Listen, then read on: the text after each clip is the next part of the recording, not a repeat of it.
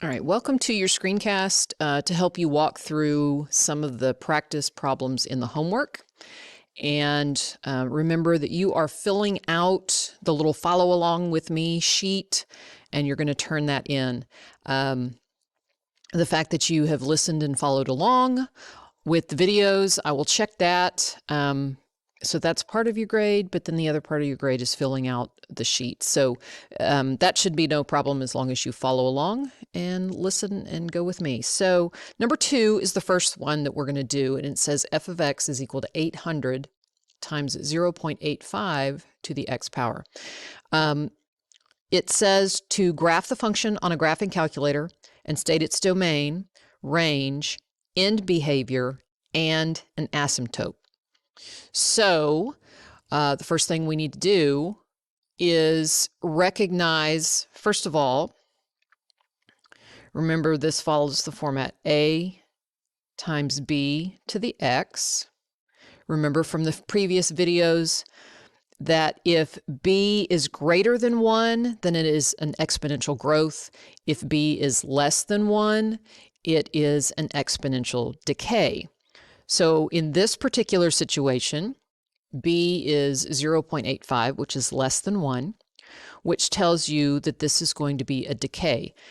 If this x values, for instance, was time, and maybe this, I don't know, was money, then as time goes by, you're going to have less and less and less money.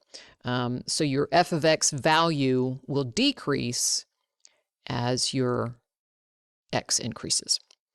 Okay, so let me pause and graph this, and then join me in just a second. All right, I've entered the equation in my y equals 800 times 0.85 raised to the x power.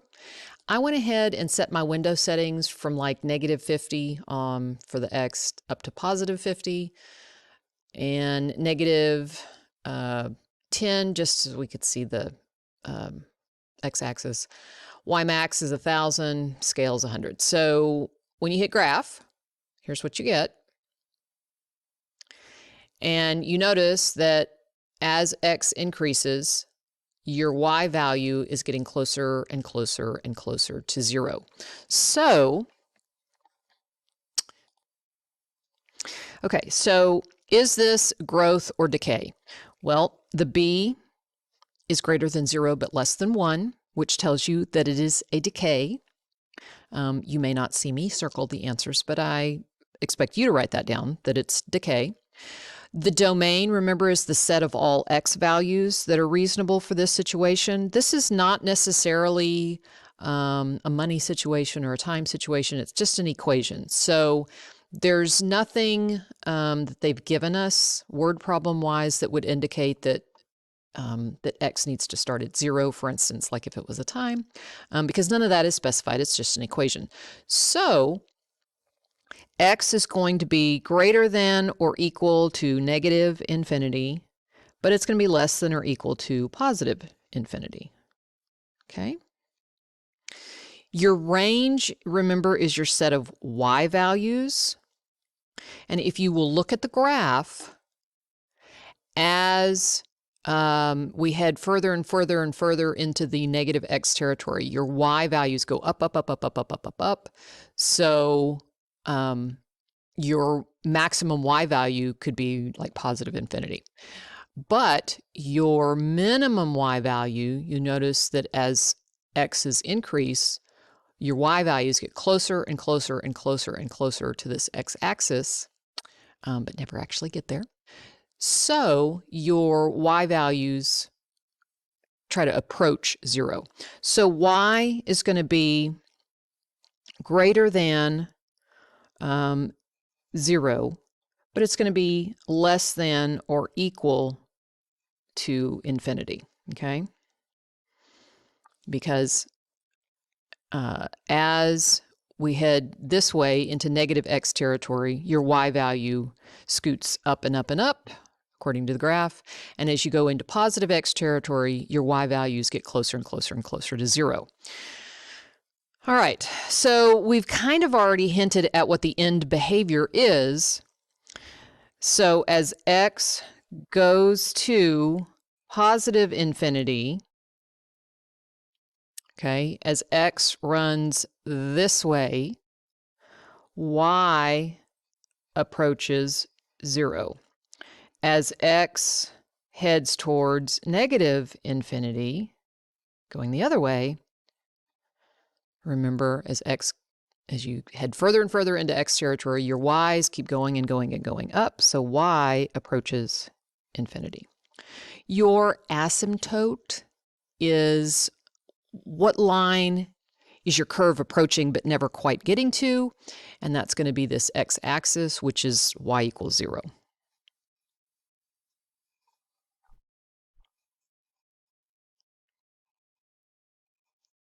Okay.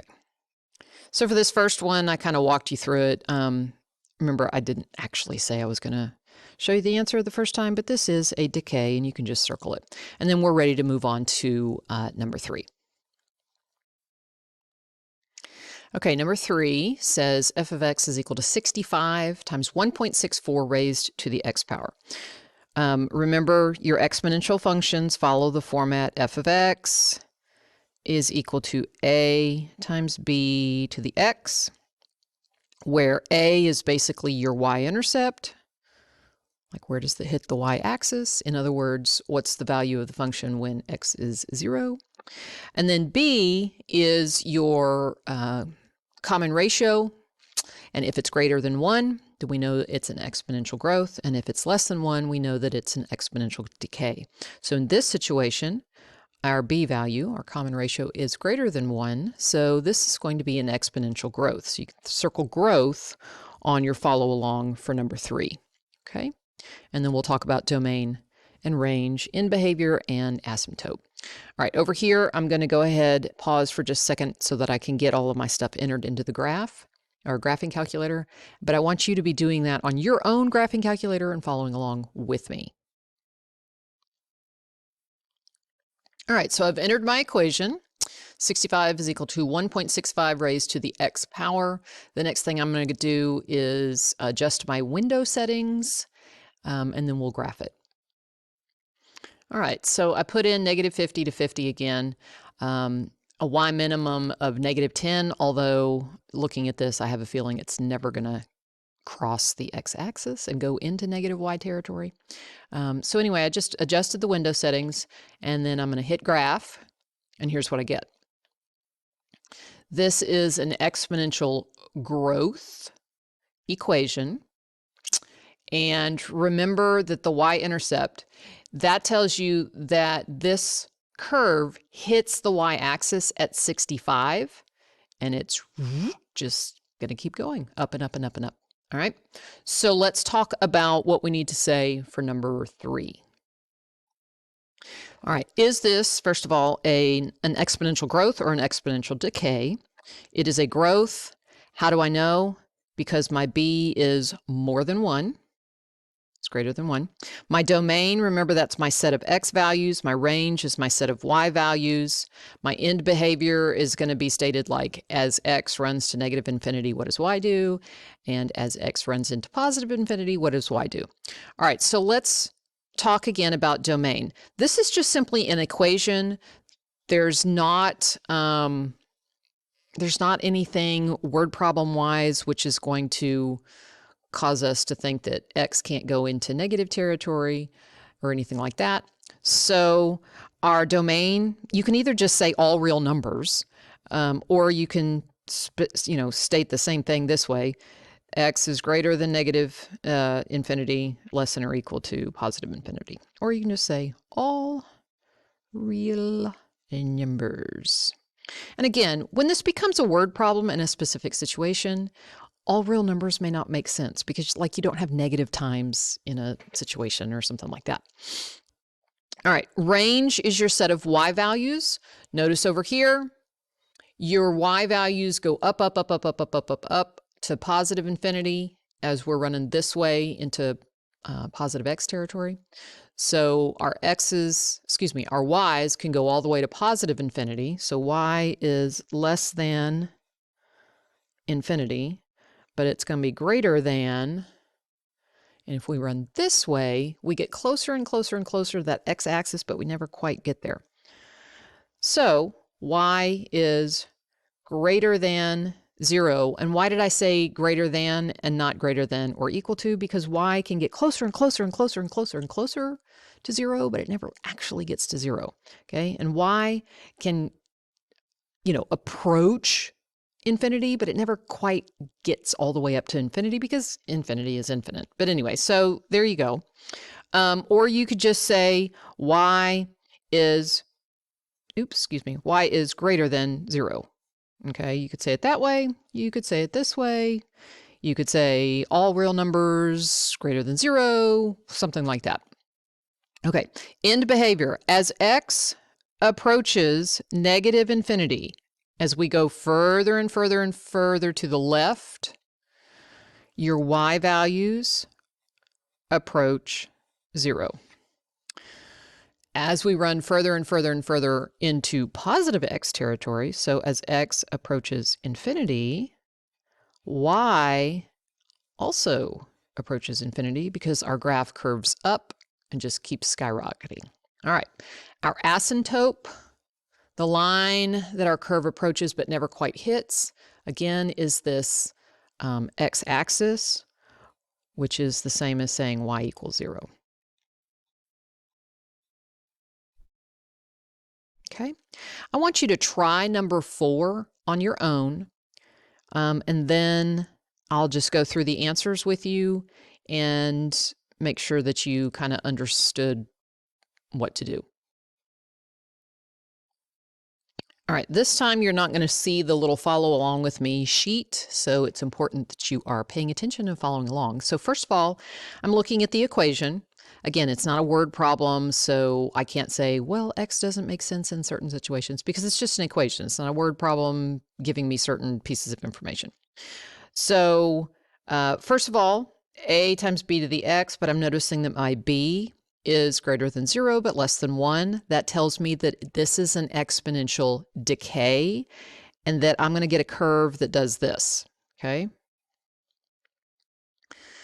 All right. My a is 57, which means it crosses the y-axis at 57. Here's my b. And I come over here. I enter the equation. And then I adjusted the window settings a little bit. And then hit graph, and this is what you get. Now, for the domain, because again, this isn't a word problem where we've specified certain things about x and y. X can run as far as we want to into positive territory. X can run as far as we want to into negative territory. So your x values, your domain is all real numbers. Okay. You can just say all real numbers, or you can say x is greater than negative infinity but less than positive infinity, something like that. And then your y values, remember, that's your range. As we go further this way, your y values increase to positive infinity. As we head this way, your y values decrease, and approach 0 but never actually get there. So your range is y is greater than 0, okay? Or you could say y is greater than 0 but less than infinity, or something like that, okay? And then the end behavior kind of takes that and expands on it. As x goes further into negative territory, as x approaches negative infinity, y approaches positive infinity. As x approaches positive infinity, your y values approach 0.